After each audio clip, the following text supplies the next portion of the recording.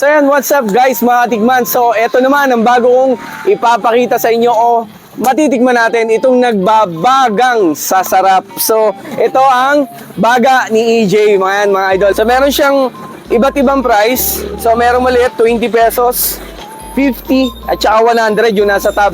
Ito si paring EJ yan. So yung nag-trending natin at paborito kong pares dito sa San Pablo guys. Overload pares.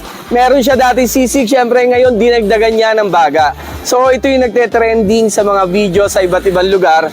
Ngayon dinala niya dito sa San Pablo. So samahan niyo ako. Tikman natin yung baga. So excited na ako kasi nakakatakam tingnan yung mga video nung iba, diba, tungkol doon sa baga. So tara, let's go! Tikman na natin yung kanilang baga ni EJ. Yan. So 100 pesos, marami na to mga idol. Bango, bango ng amin niya. Sarap na ulam sa kanin. Ito naman suka.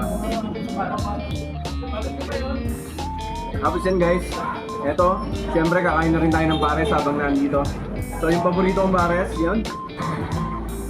Available din sa kanila yung diluguan mga idol. Ito. Tingnan nyo na rin daw guys. Kung nagtatakam kayo dito sa baga, punta na lang kayo dito kay EJ na. Dito lang sa Wawa. Let's go!